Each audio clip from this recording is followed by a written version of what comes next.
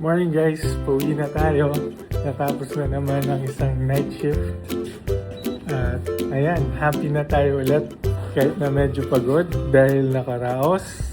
At yan, naghihintay lang tayo ng lift. So, galing tayo ng 10th floor guys. At pupunta tayo ng ground floor. Yung ground floor namin dito is 6th floor siya. So ayan guys, nakababa na tayo dito sa ground floor.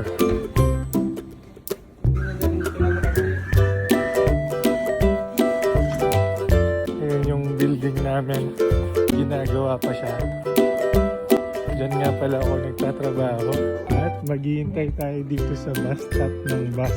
Sunday ngayon, medyo matagal yung bus nito. OMG, 20 minutes pa. So, ito yung pinagtatrabaho ko guys. So, yan. Just wanna say na swerte pa rin tayo kasi meron tayong trabaho dito sa UK. Marami tayong blessings na nare-receive. Kaya yan, I'm very thankful dito sa pagkakataon na makapag-work dito sa ibang bansa. Lalong-lalo na sa UK. Thank you. So, ayan guys yung aking appreciation post. Bye!